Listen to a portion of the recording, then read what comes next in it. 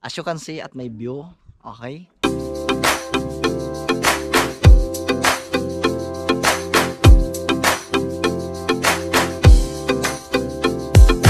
Hi guys!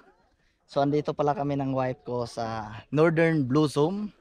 Okay, grabe experience. In-experience muna namin dito sa local travel sa Baguio.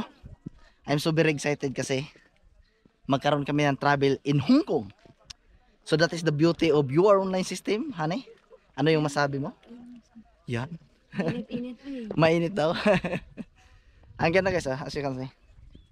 Woo! Wow. As you can see guys, this view is like in Nepal. Okay. She said, parang kagaya daw ng Nepal. Itong view na to. So ngayon, meron lang akong ibigay na tips sa lahat ng mga nangangarap. Okay? Na gustong-gustong mabago ang takbo ng buhay. Ngunit, ngayon pa rin, kumbaga, hirap pa rin kung paano ano. So unang tips ko sa'yo, pasalamatan mo kung ano ang sitwasyon ng buhay mo ngayon. Okay? Kasi sa kunting pagpasalamat, hindi ka marunong paano ka bibigyan ni Lord ng biyaya. Okay? So enjoy mo yan, pasalamatan mo yan. Kumbaga yan ang magiging gasolina mo na dapat magsipag ka dahil sa kahirapan na naranasan mo ngayon. Okay? At the same time, kung ikaw naman ay nakapagsimula na, kapatid, maraming tao sa labas, maraming tao na feeling concerned. Okay? Pero hindi naman talaga. Ang tawag doon is crab mentality.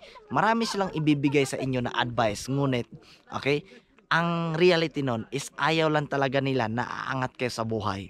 Okay? So, ibig sabihin, piliin mo kung sino yung tao na pinapakinggan mo. At siguraduhin mo na yung tao na pinakinggan mo ay yun ang gusto mong buhay. Okay? Kasi kung sino ang pinapakinggan mo, yun din ang magiging buhay na meron ka. Okay? Kaya kung mayaman yung pinapakinggan mo, sigurado akong aasenso ka din kasi matuturuan ka niya paano at ano ang mga ginagawa niya sa buhay. Pero kung hindi naman kagandahan yung buhay, so guys, no, kumbaga, mamili, nakadepende sa gusto nyo. Okay? Yun lang naman sa akin. Tama? So I hope na nakatulong itong tips na to sa inyo.